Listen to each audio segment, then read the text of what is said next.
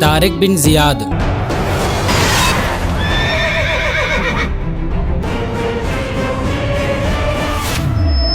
ایک ایسے جنگجو کی جن کا نام اتہاس کے سنہرے پنوں میں ہمیشہ کے لیے درج کر دیا گیا۔ طارق بن زیاد اسلامی اتہاس کے ایسے جنگجو ہیں جو 12,000 کی فوج لے کر دشمنوں کے ہی علاقے میں گھس کر 1 لاکھ کی فوج کو ڈیفیٹ کر کے اسپین کو فتح کر لیا۔ لیکن یہ جنگ ہوئی کیوں؟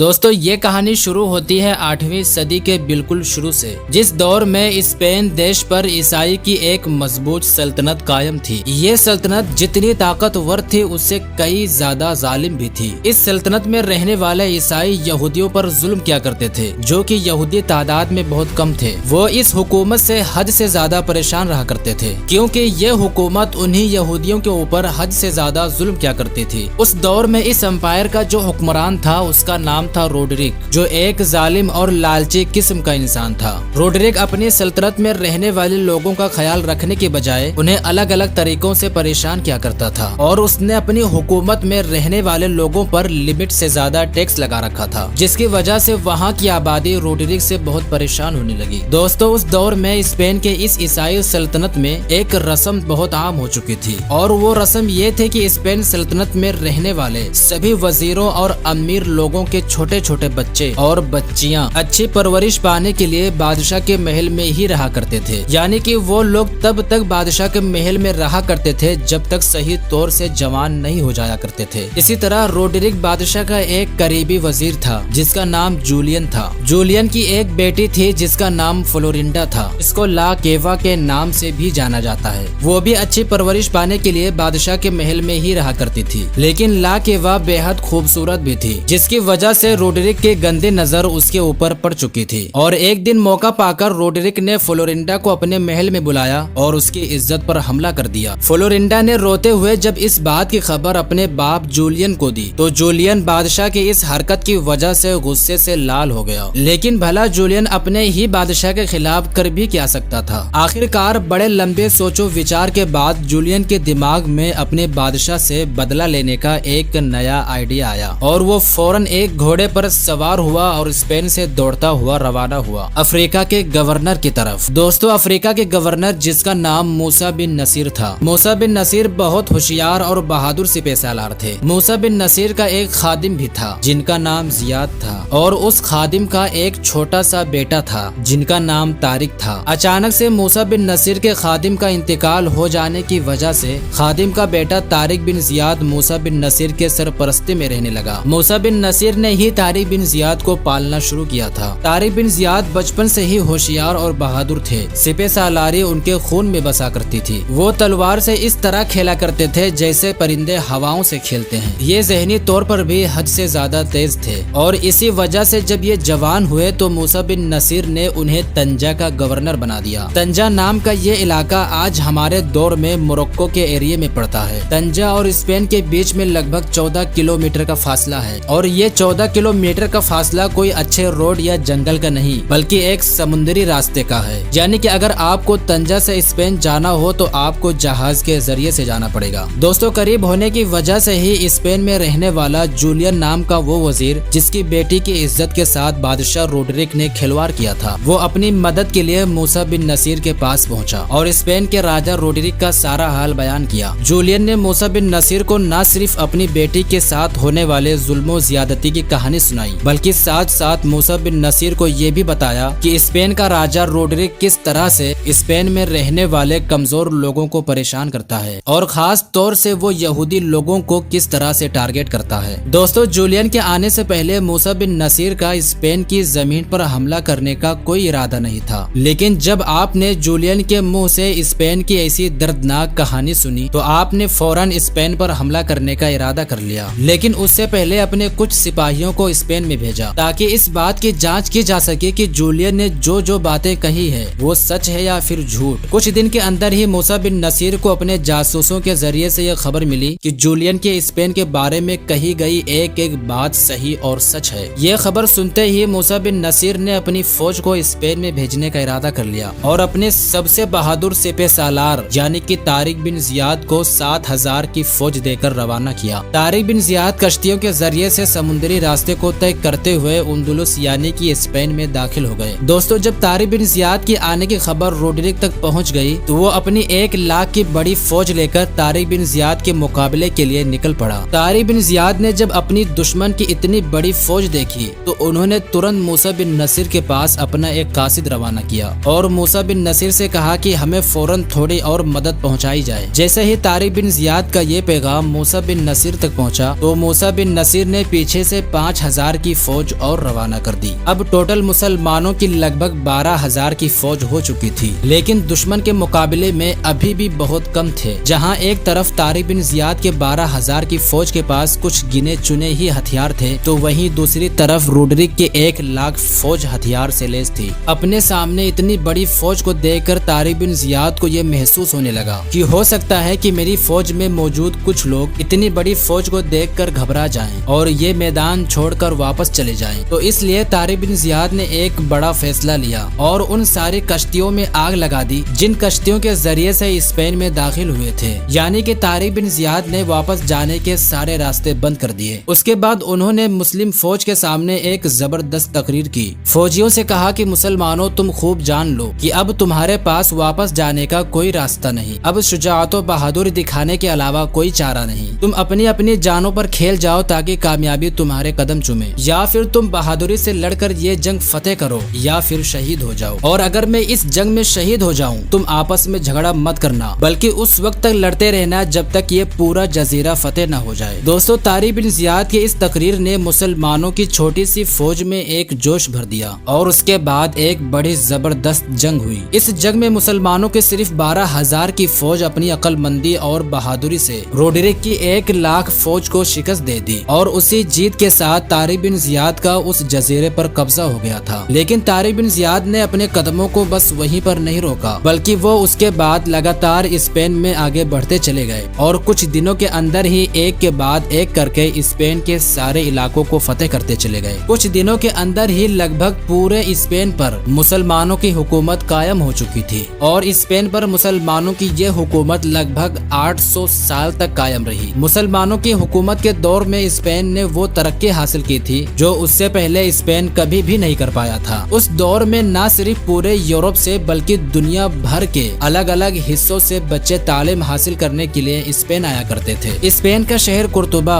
اس دور میں دنیا کی سب سے بڑی ایجوکیشنل سٹی مانا جاتا تھا۔ قرطبہ شہر میں ہی ابن فرناز، ابن رشد اور الظواہری جیسے بڑے بڑے وگیانک پیدا ہوئے اور مسلمانوں کی حکومت میں اسپین میں غیر مسلم بھی بڑے امن اور سکون کے ساتھ رہا کرتے تھے۔